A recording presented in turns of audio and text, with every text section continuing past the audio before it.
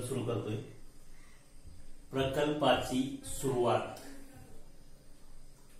तर मागच्या प्रकरणामध्ये आपण पाहिलंय प्रकल्प अहवाल कशा पद्धतीने तयार करायचा, प्रकल्पाचं मूल्यमापन कसं करायचं आणि फिजिबिलिटी रिपोर्ट कसा बनवायचा.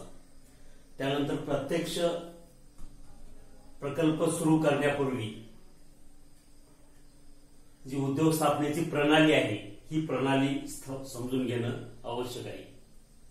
तर प्रकल्पाची सुरुवात करत असताना ही जी उद्योग स्थापनेची किंवा लघु उद्योग स्थापनेची प्रणाली आहे या प्रणाली अंतर्गत आपल्याला काय काय करावं लागतं ते पाहणं गरजेचं आहे. तर उद्योग स्थापनेची प्रणाली आपण यामध्ये सुरुवातीला पाहणार आहोत. प्रकल्प अहवाल तयार करून त्यानुसार प्रकल्प सुरू करण्याचा आपण आता ठरवलेला आहे. आता प्रकल्प सुरू करत असताना किंवा उद्योग स्थापन करत असताना कोणत्या कोणत्या गोष्टींवरती विचार केला पाहिजे किंवा लक्ष दिला पाहिजे आणि त्यांची पूर्तता केली पाहिजे आणि त्याच्यानंतरच मग तो आपला उद्योग सुरू होईल. तर या उद्योग स्थापनेच्या प्रणालीमधील जे घटक आहेत त्याचा पहिला आहे कल्पनेचा शोध. कल्पनेचा शोध याविषयी आपण सविस्तर मागील प्रकरणामध्ये पाहिलेला आहे. उद्योग सुरू करत असताना उद्योगाविषयी कल्पना मनामध्ये येणं हे एक कौशल्याचं काम असतं. जुनेच उद्योग जे स्पर्धकांचे उद्योग जुन्या पद्धतीचं उत्पादन जे आहे तशाच पद्धतीनं जर करायचं म्हटलं तर जास्त विचार करावा लागत नाही. परंतु नवीन कल्पना ग्राहकाला नवीन कोणत्या गोष्टी आवडतात याच्यानुसार कल्पना आपल्या मनात यावी लागतील आणि त्यानुसार नवीन उत्पादन तयार करावं लागतं. याला कल्पनेचा शोध असं म्हणतात. तर कल्पनेच्या शोधामध्ये वस्तू कशा पद्धतीची असली पाहिजे, त्या वस्तूचं स्वरूप कसं असलं पाहिजे, त्या वस्तूचा आकार कशा असला पाहिजे, तो सगळा आराखडा त्या कागदावरती काढून त्याला मूर्त स्वरूप देण्याचं काम अत्याधुनिक तंत्रज्ञानाच्या माध्यमातून उद्योजकांनी करायचं असतं. याला कल्पनेचा शोध असं म्हटलं जातं. तर कल्पना आपली कोणती आहे ती कल्पना आपल्याला अस्तित्वात आणायची, तिला मूर्त स्वरूप द्यायचं ही गोष्ट अगोदर लक्षात ठेवायची उद्योग स्थापनेची प्रणालीमध्ये किंवा उद्योग स्थापन करत असताना. तर ही पहिली गोष्ट आहे कल्पनेचा शोध. दुसरी बाब आहे सविस्तर संशोधन. एकदा कोणती कल्पना हे आपल्या लक्षात आलं की ती कल्पना मूर्त स्वरूपात आणण्यासाठी किंवा ते आपलं जे ध्येय आहे ते साध्य करण्यासाठी विविध प्रकारचे आपल्याला संशोधन करावे लागतील. ती कल्पना डोळ्यासमोर ठेवून आणि जी आपण वस्तू तयार करणार आहे ती वस्तू डोळ्यासमोर ठेवून अत्याधुनिक तंत्रज्ञान वापरून इतर स्पर्धकांपेक्षा आपल्याला वेगळं काहीतरी करून दाखवायचं आहे ही गोष्ट ध्यानात ठेवून आपल्याला काय करावं लागेल, संशोधन सविस्तर त्या वस्तूसाठीच करावं लागेल. मग ते संशोधन करत असताना त्या वस्तूसाठी वापरात असलेलं तंत्रज्ञान आपल्याला कुठे मिळणार आहे, ती मशिनरी कुठे मिळणार आहे, काय काय त्याच्यामध्ये बदल करावे लागतील, तशा पद्धतीचे स्पर्धक कोणी असेल तर त्यांच्यापेक्षा आपल्याला गुणवत्ता वाढवायची तर त्यासाठी काय करावं लागेल, साधन सामुग्रीची उपलब्धता कुठं आहे, त्या वस्तू तयार झाल्यानंतर तिला बाजारपेठ कोणती आहे, वाहतूक व्यवस्था कशा पद्धतीने आपण करणार आहे, सरकारची धोरणं सगळ्यात महत्वाचं म्हणजे सरकार धोरण जे आहे शासकीय धोरण अनुकूल आहे का प्रतिकूल आहे. तुम्हाला मी वारंवार सांगितलंय शासकीय धोरण जर अनुकूल असेल तर असा उद्योग सुरू करणं कधीही फायदेशीर असतं. कारण शासनाच्या त्या उद्योगाविषयीच्या सबसिडी असतील, अर्थसहाय्य असेल, इतर सुविधा असतील, जागा मिळवून देणे असेल एमआयडीसीमध्ये, या सगळ्या सुविधा आपल्याला शासन देतं आणि धोरण सरकारचं मात्र अनुकूल असणं गरजेचं आहे.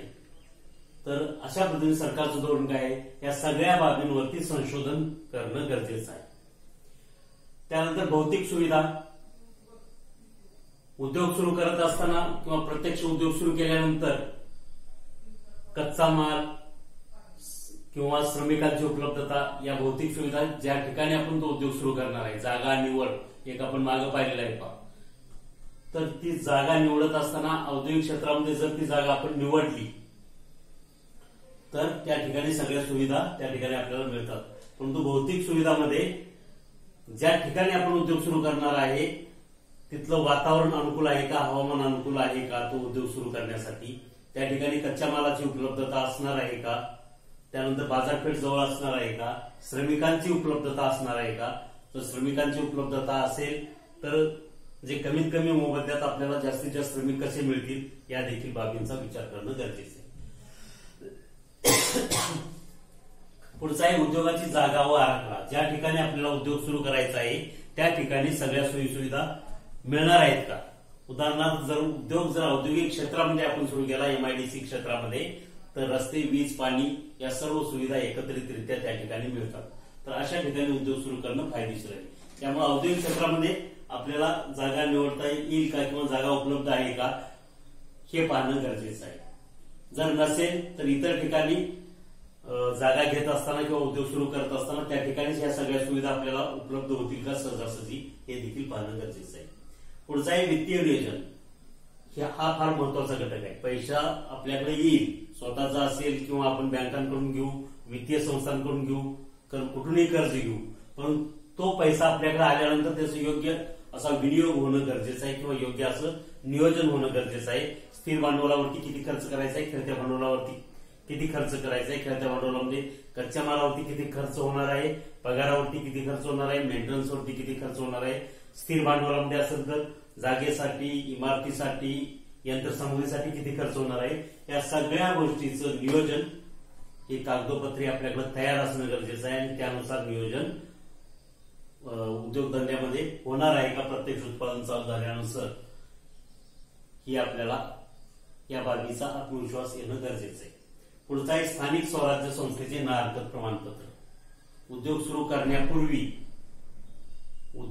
करण्यापूर्वी स्थानिक स्वराज्य संस्था म्हणजे कोणती आहे? महापालिका असेल, नगर परिषद असेल, नगरपालिका असेल, ग्रामपंचायत असेल, म्हणजे ज्या क्षेत्रामध्ये तो उद्योग येणार आहे त्या क्षेत्रातलं स्थानिक प्रशासन, ग्रामीण भागात असेल तर ग्रामपंचायत, मोठ्या पुण्यासारख्या शहरामध्ये असेल तर महापालिका, तालुक्याच्या ठिकाणी असेल तर नगर परिषद किंवा नगरपालिका यांची ना हरकत प्रमाणपत्र, म्हणजे तो उद्योग सुरू करण्यास आमची काहीही हरकत नाही अशा पद्धतीचं प्रमाणपत्र मिळवणं गरजेचं आहे किंवा ते घेणं गरजेचं आहे. रीतसर जो काही छापील अर्ज आहे तो छापील अर्ज करायचा आणि त्यांच्याकडून मग ते प्रमाणपत्र उपलब्ध करून घ्यायचं.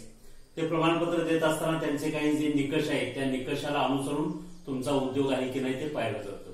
उदाहरणार्थ पर्यावरण संवर्धन होते का नाही, प्रदूषण जास्त होणार नाही, प्रदूषण होणार असेल तर प्रदूषण नियंत्रणासाठी काय उपाययोजना केलेल्या आहेत, सांडपाण्याची व्यवस्था काय केलेली आहे, या सगळ्या गोष्टींचा विचार करून ते स्थानिक प्रशासन किंवा स्थानिक स्वराज्य संस्था जी आहे ते ना हरकत प्रमाणपत्र किंवा त्यालाच एनओसी, नो ऑब्जेक्शन सर्टिफिकेट देत असतं. पुढचा आहे उद्योगाची नोंदणी. स्थानिक स्वराज्य संस्थेचं प्रमाणपत्र मिळालं की पुढचा टप्पा आहे उद्योगाची नोंदणी. तर उद्योगाची नोंदणी कुठं करतात त्याच्यावरती आपण सविस्तर मार्ग पाहिलेला आहे. उद्योगाची नोंदणी उद्योग संचालनालय आणि जिल्हा उद्योग केंद्र या ठिकाणी केली जाते. जिल्ह्याच्या ठिकाणी जिल्हा उद्योग केंद्र आहे, त्या ठिकाणी जाऊन तिथले जे अधिकारी असतील त्यांच्याकडे उद्योगाची नोंदणी करायला लागेल. उद्योगाची नोंदणी करत असताना प्रकल्प अहवाल आणि त्याच्याबरोबरची इतर जी डॉक्युमेंट्स आहेत ती डॉक्युमेंट्स काय काय जोडायचे तुम्हाला सांगितलंय. ही सगळी डॉक्युमेंट्स जोडून उद्योगाची नोंदणी करावी लागेल. पुढचा आहे व्यवस्थापक व कामगार व्यवस्था. उद्योग सुरू करत असताना व्यवस्थापक, मॅनेजमेंट किंवा मॅनेजर हा घटक फार महत्वाचा आहे. हे मॅनेजमेंट जे आहे ही मॅनेजमेंटवरती महत्वाची जबाबदारी असते. ती म्हणजे उद्योग सुरू करण्यापासून, कर्मचाऱ्यांच्या नेमणुकीपासून, मशिनरी किंवा यंत्रसामुग्री खरेदी करणे, तिची उभारणी करणे, उत्पादनासाठी कच्चा माल आणणे, उत्पादन प्रोसेसमध्ये तयार करणे आणि ते बाजारपेठेमध्ये नेऊन विकण्याची विक्री व्यवस्था करणे आणि विक्री केल्यानंतर त्याच्यामधून आलेला पैसा पुन्हा खेळत्या भांडवलासाठी गुंतवणे, परत कच्चा माल आणणे आणि पुन्हा उत्पादन प्रक्रिया सुरू करणे. हे काय आहे, ही साखळी चेन जी आहे ही कंटिन्यू सुरू राहते. हे काम कोणाचं असतं? व्यवस्थापनाचं. जे एक उत्कृष्ट व्यवस्थापक हा त्या उद्योग संस्थेचा मुख्य आधारस्तंभ असतो असं म्हटलं जातं. त्यामुळे मॅनेजमेंट हा घटक महत्वाचा आहे. आणि कामगार व्यवस्थापक आणि कामगारांची व्यवस्था म्हणजे योग्य प्रकारचे कामगार नेमणे, अनुभवी कामगार नेमणे, कुशल कामगार नेमणे, त्याचबरोबर इतर जे आहेत लेबर त्यांच्या हाताखाली त्यांचे नेमणुका करणे हे काम देखील मॅनेजमेंटचं असतं. तर कामगारांचे नुसते नेमलं म्हणजे काम संपत नाही, तर कामगार नेमत असताना त्यांना पगार ठरवून देणे, त्यांचे कामाचं स्वरूप त्यांना सांगणे किंवा त्यांचा पगार कधी परत वाढणार आहे, वर्षांनी वाढणार आहे, 3 वर्षांनी वाढणार आहे, 5 वर्षांनी वाढणार आहे, कशा पद्धतीने त्यांच्या संघटनेवर आपण अग्रीमेंट करणार आहे, या सगळ्या बाबी त्यांना समजून सांगणे, त्यांनी केलेल्या चांगल्या कामाची पोचपावती म्हणून त्यांना इन्सेंटिव्ह किती मिळणार आहे, कोणत्या प्रमाणात मिळणार आहे, की जेणेकरून कामगारांची कार्यक्षमता वाढेल, या सर्व गोष्टी समजून या व्यवस्थापकांमार्फत कामगारांना सांगितल्या जातात आणि त्यांना आवश्यक त्या वाहतूक सुविधा असेल, राहण्याची सुविधा असेल, त्यांच्या मुलांच्या शिक्षणाची सुविधा असेल, हे त्या ठिकाणी जर संकुल स्थापन केलं तर कामगार वर्ग हा समाधानी राहतो. तर ह्या सर्व गोष्टी करण्याचं काम या ठिकाणी मॅनेजमेंटचं असतं. तर हा व्यवस्थापक आणि कामगारांच्या व्यवस्था तुम्ही कशा पद्धतीने केलेला आहे हे देखील महत्वाचं आहे. पुढचा आहे बाजारपेठ संशोधन आणि वितरण व्यवस्था. प्रत्यक्ष उद्योग सुरू होण्यापूर्वी बाजारपेठ संशोधन देखील करावं लागतं, मार्केट सर्व्हे ज्याला म्हणतात, की त्या बाजारपेठेमध्ये आपले स्पर्धक कोण कोण आहेत, आपल्या सारख्या ज्या इतर स्पर्धकांनी वस्तू बनवलेल्या आहेत त्यांचे ग्राहक कोण आहेत, त्या वस्तूला मागणी किती आहे आणि यांच्या स्पर्धेमध्ये आपला निभाव लागणार आहे का. जर यांच्यापेक्षा हे जे स्पर्धक आहेत यांचं नाव झालेलं आहे, ब्रँडेड यांच्या वस्तू म्हणून नाव झालेलं आहे, यांच्या स्पर्धेमध्ये उतरत असताना आपल्या वस्तूमध्ये काय यांच्यापेक्षा वेगळं पण असणार आहे. म्हणजे आपण किती क्वालिटीची ती वस्तू बनवतोय, म्हणजेच गुणवत्ताधारक स्पर्धकांच्या वस्तूपेक्षा जास्त दर्जेदार वस्तू जर आपण बनवली तर स्पर्धकांच्या वस्तूपेक्षा जास्त दर्जेदार आपण जर वस्तू बनवली तर ग्राहक आपल्याकडे आकर्षित होतील, याचा आत्मविश्वास आपल्यामध्ये आला पाहिजे आणि तशा पद्धतीने बदल करून तशी गुणवत्तापूर्ण ती वस्तू आपण बनवली पाहिजे. मग त्यासाठी काय नियोजन करायचे हे बाजारपेठ संशोधनावरून समजतं. त्याचबरोबर वस्तू बाजारामध्ये नेण्यासाठी वितरण प्रणाली तुम्ही कशी करताय, म्हणजे कंपनीतून डायरेक्ट डीलरकडे देऊन डीलर मार्फत विकताय, काही कंपनीतून डायरेक्ट घाऊक व्यापाऱ्यातून किरकोळ व्यापाऱ्याकडून ग्राहक, किंवा काही वेळा कंपनीतून मध्यस्थाकडून घाऊक व्यापाऱ्याकडून किरकोळ व्यापाऱ्याकडून ग्राहक, किंवा कंपनीतून डायरेक्ट विक्रेते नेमायचे आणि घरोघरी वस्तू पोच करायची. यापैकी तुम्ही वितरण व्यवस्था कशा पद्धतीने करणार आहे हे देखील पाहणं या ठिकाणी गरजेचं आहे. त्याचबरोबर बाजारपेठ जी आहे ही बाजारपेठ आपल्या वस्तूला कोणती आहे, स्थानिक बाजारपेठ आहे, जिल्ह्याची आहे, राज्याची आहे, राष्ट्रीय आहे की आंतरराष्ट्रीय आहे, त्या कोणत्या बाजारपेठेमध्ये माल आपण तो नेणार. त्याचबरोबर तो माल पक्का माल बाजारपेठेत नेण्यासाठी आपण काय व्यवस्था केलेली आहे. तर ही सर्व व्यवस्था कशा पद्धतीची आहे हे या वितरण व्यवस्थेमध्ये. अशा प्रकारे उद्योग स्थापनेच्या प्रणाली जी आहे ती अशा पद्धतीने उद्योग स्थापनेची प्रणाली आपल्याला या घटकांना अनुसरून किंवा या बाबींना अनुसरून करता येते. म्हणजे उद्योग सुरू करण्यापूर्वी ही जी उद्योग स्थापनेची जी प्रणाली आहे ही फार महत्वाची आहे आणि त्यानुसार आपण मग उद्योग पुढे सुरू करू शकतो या सर्व घटकांची पूर्तता झाल्यानंतर. ठीक आहे. तर उद्योग स्थापनेची प्रणाली जी आहे हे परीक्षेच्या दृष्टीने देखील महत्वाचं आहे. परीक्षेला हा प्रश्न येऊ शकतो, तर हे सर्वांनी लिहून घ्या, सगळे मुद्दे लिहून घ्या व्यवस्थित.